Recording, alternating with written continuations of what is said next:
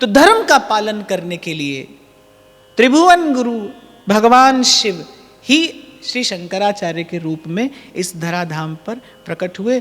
उच्छृंखल हो गए थे मनुष्य, अज्ञान का अंधकार बढ़ने लगा, धर्म को ग्लानि होने लगी, धर्म पीड़ित होने लगा, पदाक्रांत होने लगा, अनीश्वरवाद बढ़ने लगा। अनीश्वरवाद बढ़ा अर्थात स्वार्थ की प्रतिष्ठा हो रही है। दो ही चीज है भाई संसार में, स्वार्थ है और परमार्थ है। परमार्थ घटेगा स्वार्थ बढ़ेगा, परमार्थ बढ़ेगा स्वार्थ घटेगा।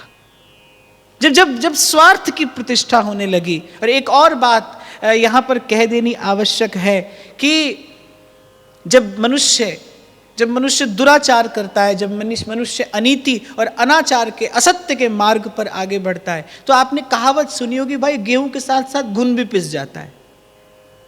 तो ये जो संसार है, ये जो लोक है, जो जगत है, इसका आभामंडल अपवित्र हो जाता है, वायु में अपवित्रता है। आज का जो समय है ना, वायु ही अपवित्र है।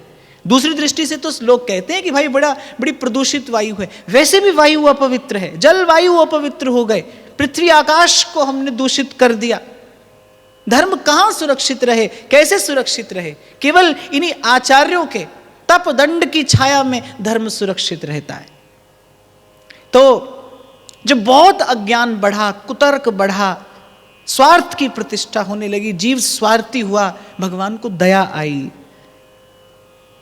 और त्रिभुवन के गुरु भगवान शिव श्री शंकराचार्य के रूप में इस संसार में प्रकट हुए। दक्षिण भारत में केरल में एक तपस्वी ब्राह्मण दंपति की यहाँ आपका प्राकट्य हुआ। आपके पिता का नाम शिवगुरु और माता का नाम सुभद्रा, भगवान शिव के अनन्य भक्त और उत्कट तप से पूत उनका जीवन। देखो, अनेक जन्मार्जितम पुण्यम कृष्ण भक्ति प्रजायते। तप से, त्याग से, संयम से, सदाचार युक्त जीवन जीने से जीवन में सत्य, जीवन में विशुद्ध आनंद और जीवन में भक्ति भाव को धारण करने की योग्यता प्राप्त होती है। मैं आपको इसका छोटा सा एक उदाहरण देता हूँ कि जब कथा कहता हूँ मैं, जब व्यासपीठ से कुछ निवेदन करता हूँ मैं, तो प्रत्येक व्यक्ति एक ही सा भाव थोड़ी ग्रहण करते हैं। कोई व्यक्ति ऐसा है जो एक ही बार में सार की बात ग्रहण कर लेता है, और कोई व्यक्ति जीवन भर सुनने के पश्चात भी जहां का था वो वहीं का है, वो जैसा था वो बिल्कुल वैसा ही है। ये क्या है? श्रवण आप सब लोग कर रहे हैं और जाने कितने लोग श्रवण करते हैं, पर ग्रहण एक सा नहीं होता। श्रवण एक सा होता है पर ग्रहण एक सा नहीं होता। उसका कारण क्या है कि सत्य तत्व को, सिद्धांत को ग्रहण करने के लिए और फिर धारण करने के लिए जीवन में सदाचार की आवश्यकता है। धर्म को धारण करने के लिए सदाचार का बल चाहिए। ये मैं निवेदन करना चाह रहा हूं आपसे। नहीं तो धर्म केवल कहने सुनने का विषय रह जाएगा भाई। और गोस्वामी जी कह रहे, कहत सुनत दशा हृदय नहीं आवे। कहते सुनते वो बात, वो दशा जो है, वो हृदय जो है, वो उसका अनुभव नहीं कर पाता। कहत सुनत दशा हृदय नहीं आवे। तो सत्य को ग्रहण करने के लिए, सत्य को, सिद्धांत को जीवन में धारण करने के लिए सदाचार का बल चाहिए। व्यास जी सदाचारी महापुरुष थे भाई। जैसे ही श्री महाप्रभु के मुख से सुना, श्याम श्यामा पद कमल संगी सिर नायो, दौड़े। वो 5 बैलगाड़ी पोथी की भर के लाए थे, जमुना जी में बहाने दौड़े। किसी ने कहा क्या करने जा रहे हैं? बोले कि बस हो गया, हमारा कार्य पूर्ण हो गया। कभी वृंदावन से पग बाहर नहीं रखा। और भक्तमालकार आगे कहेंगे, भक्त इष्ट अति व्यास के। और श्री महाप्रभु से ये सार सिद्धांत ग्रहण करते ही बस उसी के प्रति तत्काल तत्क्षण समर्पित हो गए। ये क्या है? सदाचार का बल है।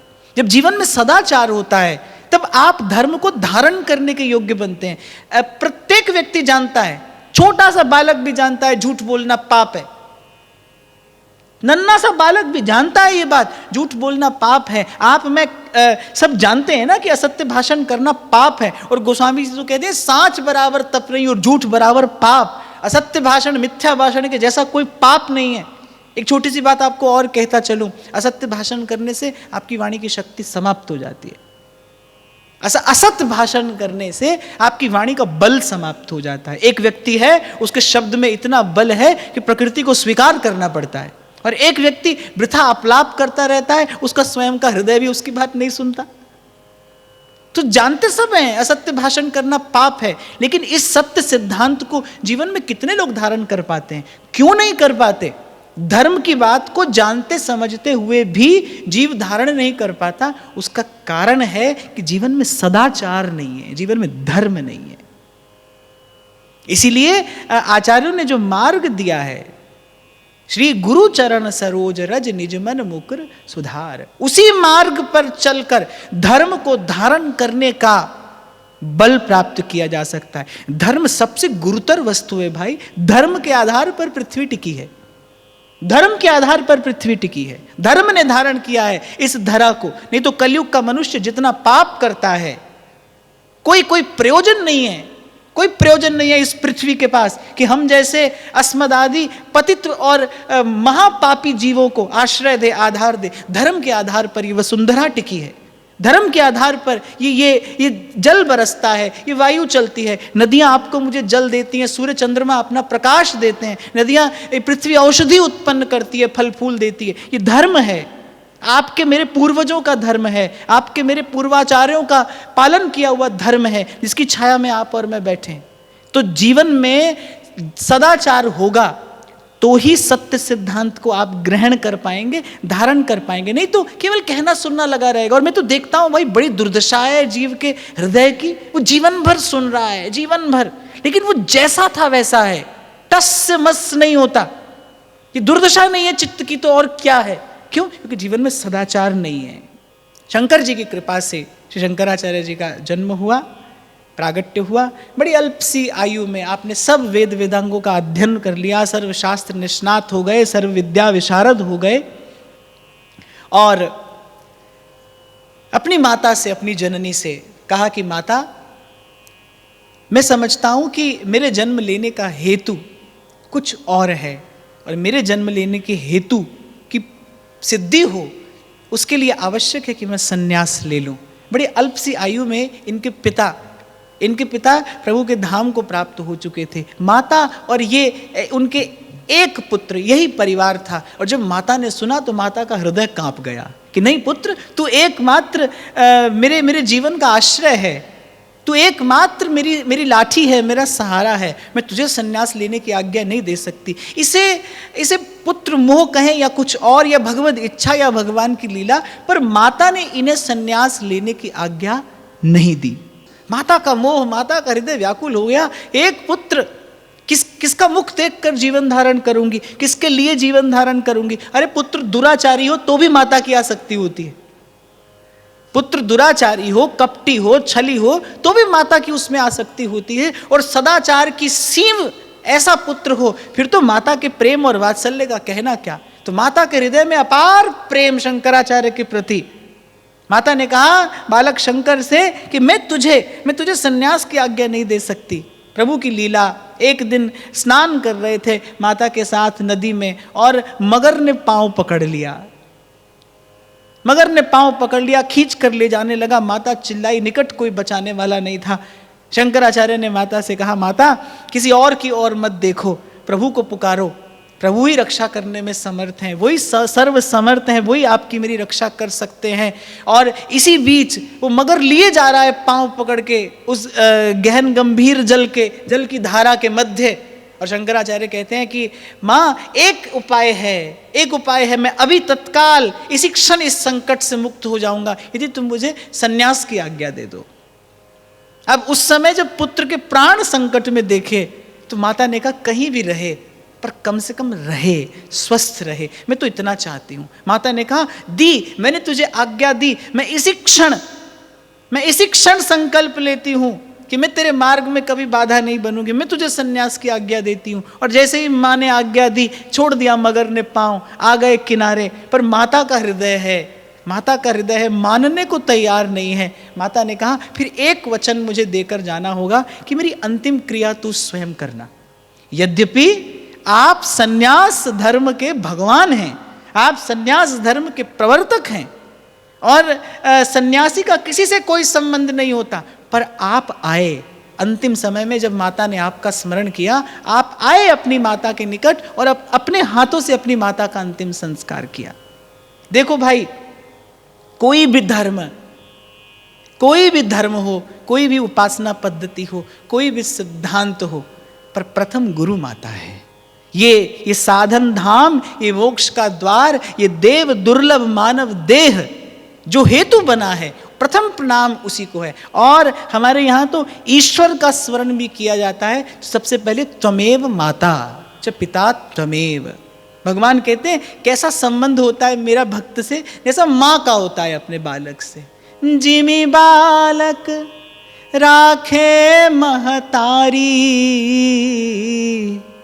करऊं सदा तिनकी रखवारी। और मुझे लगता है खूब विचार पूर्वक यदि हम देखें, यद्यपि संसार के प्रत्येक संबंध में थोड़ा घना स्वार्थ तो है, पूर्ण रूपेण निष्काम निस्वार्थ तो संसार का कोई संबंध नहीं है, पर फिर भी अगर निस्वार्थ निष्कपट निष्काम प्रेम की कहीं झलक मिलती है तो वो माता और बालक के संबंध में मिलती है। स्वयं कष्ट सहकर जो सुख दे वही प्रेम है। स्वयं पीड़ा झेलकर जो सामने अपने प्रेमास्पद की पीड़ा हर ले वही प्रेम है। स्वयं अभाव में रहते हुए जो सब कुछ निवेदन करना चाहे वो प्रेम है। ऐसे भाव की झलक अगर संसार में कहीं मिलती है तो माता और बालक के संबंध में मिलती है। इसीलिए और श्री शंकराचार्य जी का ये चरित्र बहुत बड़ा संकेत करता है। यद्यपि सन्यासी को इस बात की आज्ञा नहीं है। सन्यासी पहले अपने सब संबंधों का परित्याग करता है, तभी सन्यासी हुआ है, तभी वो दंड धारण करता है। और सारे संसार को मार्ग देने वाले स्वयं सन्यास धर्म के भगवान प्रभु ईश्वर, लेकिन माता की आज्ञा का पालन करते हैं। और एक और बात, जब तक माता ने आज्ञा नहीं दी तब तक घर नहीं छोड़ा। वो तो जानते थे कि मैं इस संसार में क्यों आया हूं, मेरे आने का हेतु क्या है, मेरे आने का उद्देश्य क्या है। लेकिन जननी से आज्ञा ली, माँ ने नहीं दी तो माँ से आज्ञा ले ली, लेकिन फिर भी बिना माँ की आज्ञा के बालक शंकर ने घर से बाहर पग नहीं धरा। बहुत लोग मेरे पास में आते हैं, बहुत बालक मेरे पास में आते हैं कि आकर वृंदावन में रहकर भजन करना चाहते हैं। मैं कहता हूं करो, लेकिन किसी की प्रसन्नता हो ना हो, तुम्हारी माता की प्रसन्नता इसमें हो। क्योंकि अनेक प्रमाण मिलते हैं। ब्रज के भक्त में पंडित श्री रामकृष्ण दास बाबा का चरित्र आता है। उनके चरित्र में ये बात मैंने पढ़ी कि जब वो आ गए यहाँ पर भजन करने तो उनकी माता एक पुत्र थे। उनकी माता उन्हें खोजते खोजते आई, छिप गए। बहुत दिन माता यहाँ पर उन्हें खोजती रही, उन्हें ढूंढती रही। माता का हृदय पीड़ित हो गया। माँ का हृदय पीड़ित हुआ, वहाँ भजन भावना में विक्षेप उपस्थित हो गया। पंडित बाबा से कहा, जाइए पहले अपनी माता के हृदय को संतुष्ट करिए। तो मेरे पास बहुत लोग आते हैं, बहुत बालक आते हैं छोटी छोटी अवस्था के, कि वृंदावन में रहकर भजन करना चाहते हैं। एक बालक तो अभी कुछ समय पहले मेरे पास में आया कि पिता मेरे हैं नहीं और मैं माता का एक पुत्र हूँ, मैं भजन करना चाहता हूँ। तो मैंने कहा, माता को संग रखकर भजन करो तो भजन है। तुम्हारी माता वहाँ व्याकुल हो और तुम यहाँ वृंदावन में कैसा भजन करोगे, किसका भजन करोगे? देखो, ये भक्ति का मार्ग है। जिस सीढ़ी से जीव पहुँचता है, ज्ञान के मार्ग पर सीढ़ी छूट जाती है, लेकिन भक्ति का मार्ग ऐसा है कि भगवान तक जब जीव पहुंचता है तो साधन के प्रति और श्रद्धा हो जाती है, और विश्वास हो जाता है, और समर्पण हो जाता है, साधन और प्रिय हो जाता है। जिस हरिनाम से हम प्रभु के निकट पहुंचते हैं, प्रभु तक पहुंचने के बाद वो हरिनाम छूट थोड़ी जाता है। उस हरिनाम में और प्रीति हो जाती है, वो हरिनाम और मधुर लगता है। तो जो माँ है वो साधन बनी है आपके और मेरे लिए। उसने देह प्रदान किया है, कष्ट सहकर, पीड़ा सहकर। तो जब ये देह मिल गया और जब आप और मैं योग्य हो गए, तो उस माता के प्रति आदर, उस माता के प्रति सत्कार और बढ़ना चाहिए। और भाई, स्वयं भगवान मर्यादा का पालन करते हैं। धर्म की प्रतिष्ठा करने के लिए अवतरित आचार्य शंकर इस संसार को सबसे पहली सीख देते हैं। प्रथम गुरु माता है, जननी है। पहले माँ से आज्ञा ली, तब भजन के लिए निकले। तो भजन के लिए जब आए हैं, भजन कर रहे हैं, तो कम से कम इतना आपका प्रयास अवश्य हो कि आपकी जननी संतुष्ट हो, आपकी माता संतुष्ट हो। और मैं तो भाई दूर नहीं जाता, मेरे लिए तो अपना ही जीवन इस बात का प्रमाण है। इसीलिए मैं प्रथम प्रणाम अपनी माँ को निवेदन करता हूँ, जिसने गर्भ में संस्कार दिया, इस यात्रा में पग पग पर सहायक बनी। और मैं समझता हूँ कि बहुत क्षण जीवन में ऐसे आए जब जीवन भटक सकता था, जब जीवन बहक सकता था। साधारण सा जीव हूँ भाई, मैं माया के बस हूँ और गुरुजनों की कृपा से भजन के मार्ग पर चलने का प्रयास कर रहा हूँ। लेकिन मैं शायद बड़े आदरपूर्वक यहाँ स्मरण करना चाहूँगा कि मैंने जब जब अपनी माँ को प्रणाम किया, मुझे माँ से केवल एक आशीर्वाद मिला कि ईश्वर तुझे पूर्ण भक्ति प्रदान करे। और मुझे लगता है कि ये जीवन में ये भजन भावना मैंने प्राप्त की, ये माँ का आशीर्वाद है। तो जब शंकराचार्य जी का चरित्र पढ़ता हूँ तो मुझे ये बात आनंद देती है। समर्थ हैं, भगवान हैं, ईश्वर हैं, चाहे तो एक क्षण में निकल जाते, जननी को रोता बिलखता छोड़कर निकल जाते, पर जब तक माँ ने आज्ञा नहीं दी, घर से बाहर पग नहीं धरा, माँ से आज्ञा लेकर, यद्यपि भगवान ने लीला का विस्तार किया, जननी से आज्ञा ली और माँ ने कहा कि बेटा अंतिम समय मेरे पास आ जाना। मैं चाहती हूँ कि जब मैं प्रभु के धाम को जाऊं तो अंतिम समय तेरा मुख देखती देखती भगवान के धाम को जाऊं। और शंकराचार्य वचन देते हैं कि माँ मैं कहीं भी होऊंगा, मैं तुम्हें वचन देता हूं कि तुम स्मरण करोगे मैं आ जाऊंगा। और उसी प्रकार आकर माता का अंतिम संस्कार किया, अंतिम क्रिया की। सन्यासी के लिए निषिद्ध होते हुए भी माता की अंतिम इच्छा पूर्ण की। और वैसे भी भाई मैं कहता हूं भजन का मार्ग है, भजन के मार्ग पर चले हो, माता पिता और गुरुजनों का तो आशीर्वाद लेकर ही आगे बढ़ा जा सकता है। माता पिता और गुरुजनों के हृदय को संतोष देकर ही आगे बढ़ा जा सकता है। मैं किसी संसार के संबंध की आसक्ति की बात नहीं कर रहा, मैं केवल माँ की बात कर रहा हूं, जो जननी है, जिसका आदर भगवान स्वयं करते हैं। निकल पड़े आज्ञा लेकर माता से। श्री गोविंद भगवत पादाचार्य से आकर सन्यास की दीक्षा ली और सन्यास की दीक्षा लेने के बाद दिग्विजय यात्रा की। जैसा मैंने आपको कहा कि आपके इस धराधाम पर अवतरण का उद्देश्य ही था कि कुतर की पाखंडी अनीश्वरवादी बढ़ते चले जा रहे थे। आपने विचारा कि यदि इसी प्रकार इसी गति से ये अनीश्वरवाद बढ़ता चला गया तो ये योगियों की, ऋषियों की, तपस्वियों की भूमि अपवित्र हो जाएगी। भारत भूमि को पुनः पवित्रता प्रदान करने के लिए, भारत भूमि को पुनः अस्मिता प्रदान करने के लिए आपने दिग्विजय यात्रा की, धर्म की स्थापना की और साम दाम दंड भेद सबका उपयोग किया। जो प्रेम से माना उसे प्रेम से मनाया, जिस पर बल प्रयोग करना पड़ा उस पर आपने बल प्रयोग भी किया। लेकिन येन केन प्रकारेण, जो आपके अवतरण का हेतु, आपके अवतरण का उद्देश्य था, वहां धर्म की स्थापना की। इसी प्रकार दिग्विजय यात्रा करते करते एक बार आप पहुंचे।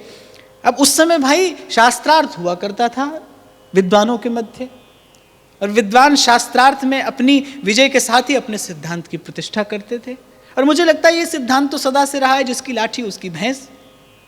तो आप भी दिग्विजय करते हुए पूरी भारत भूमि की यात्रा कर रहे थे। तो उस समय श्री कुमारिल भट्ट जी के शिष्य मंडन मिश्र जी बहुत बड़े पंडित थे, बड़े भारी विद्वान, दिग्विजयी पंडित। शंकराचार्य जी जब उनके नगर में आए, माहिष्मती नगरी में उनका निवास था, जब शंकराचार्य जी उनके नगर में आए तो किसी से पूछा कि मंडन मिश्र कहाँ रहते हैं। तो उस व्यक्ति ने उनके घर का संकेत बता दिया, लेकिन घर मिला नहीं, खोजते डोल रहे थे।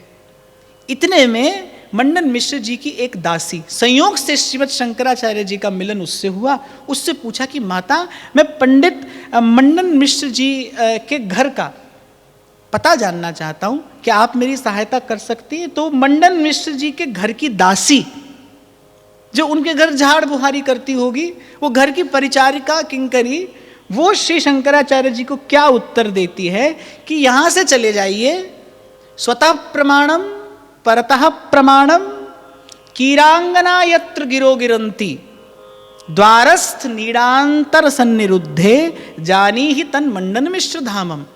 शंकराचार्य ने पूछा था दासी से, भाई मंडन मिश्र कहाँ रहते हैं, सीधे सीधे पता बता दो।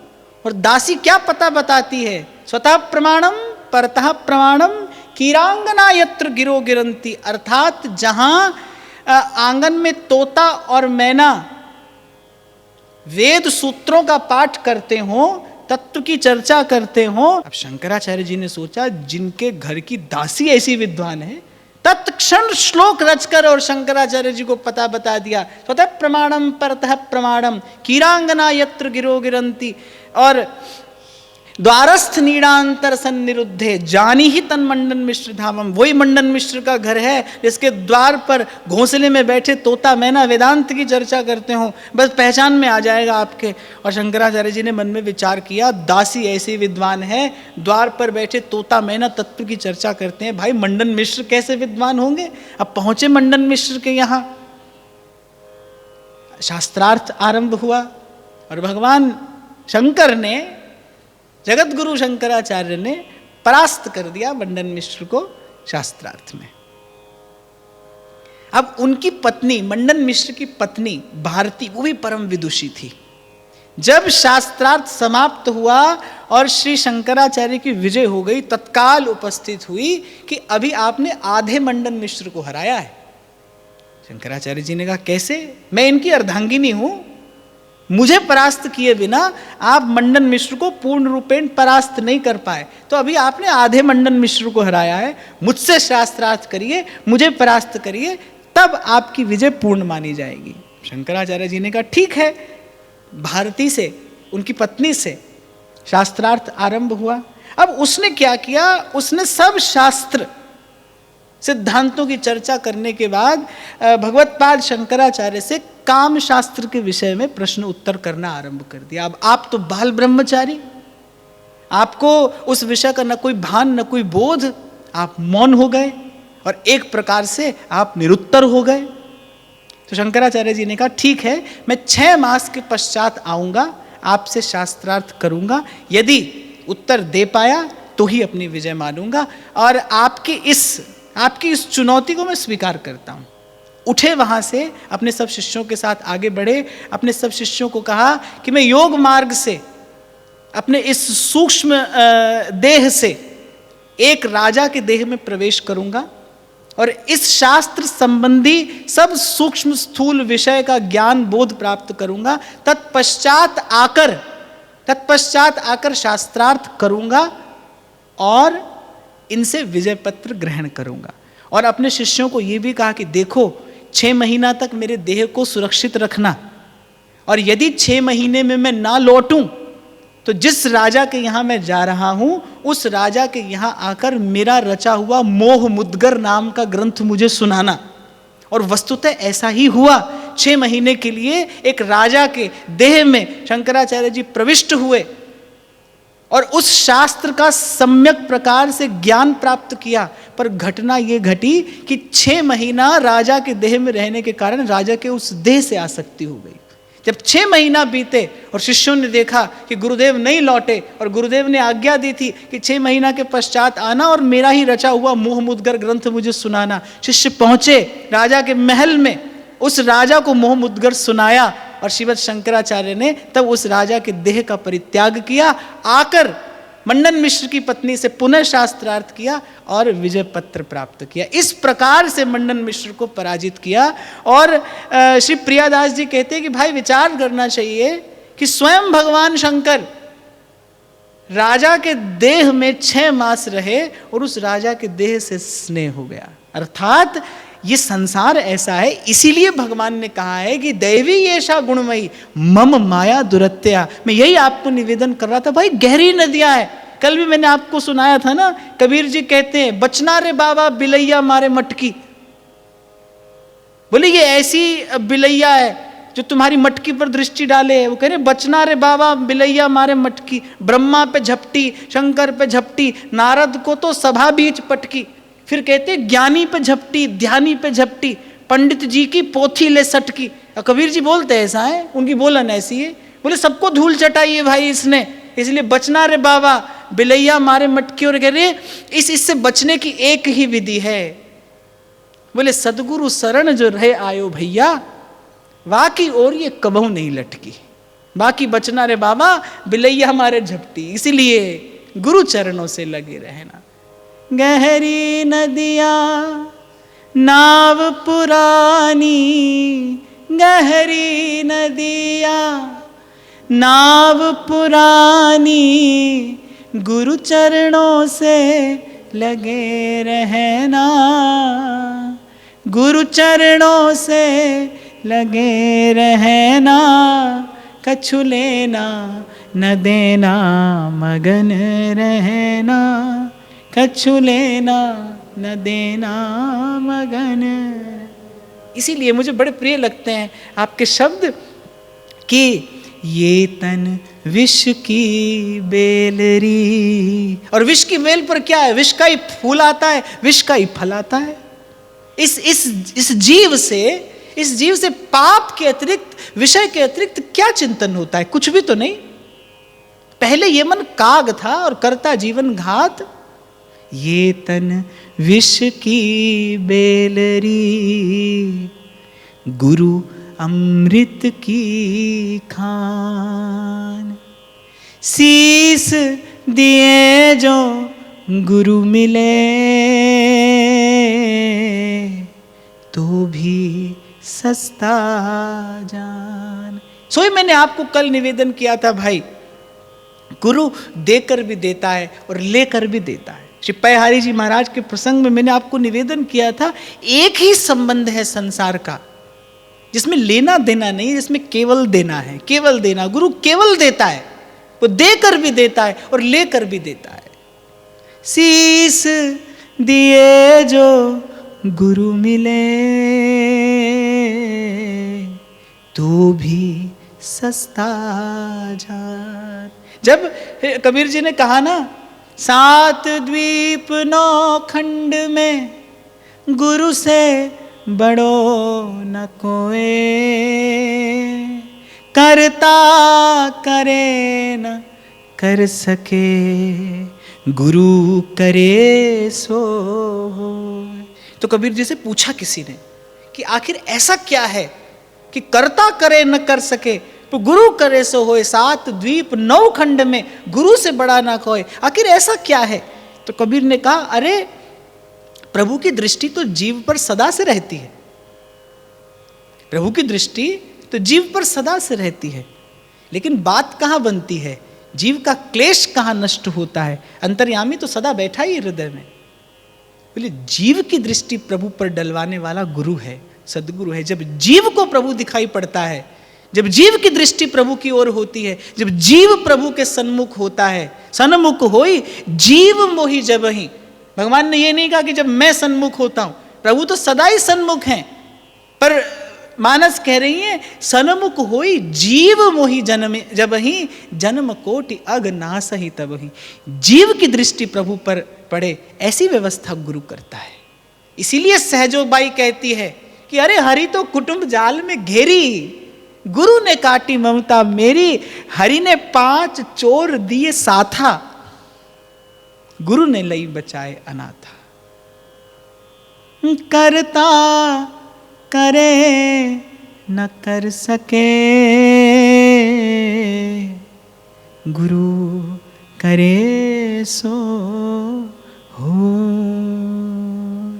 और आप और मैं जिस पथ के पथिक हैं, इस मार्ग के आचार्य श्री सेवक जी महाराज ने तो अपने गुरु में ही केवल वस्तु का दर्शन किया, गुरु का ही दर्शन किया, गुरु में ही दर्शन किया, गुरु से ही दर्शन किया। श्री हरिवंश नाम नित कहो, नाम प्रताप नाम फल लहो, नाम हमारी गति सदा।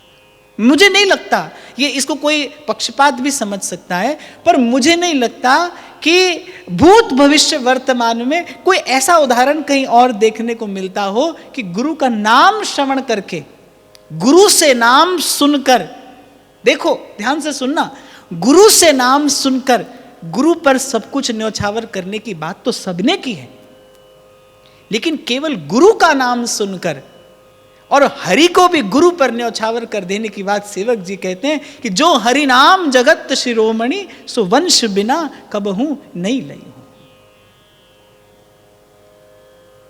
सोई बात मैं आपको निवेदन कर रहा था, भाई ये तन विष की बेलरी, गुरु अमृत की खान। शीस दिए जो गुरु मिले, तो भी सस्ता जान।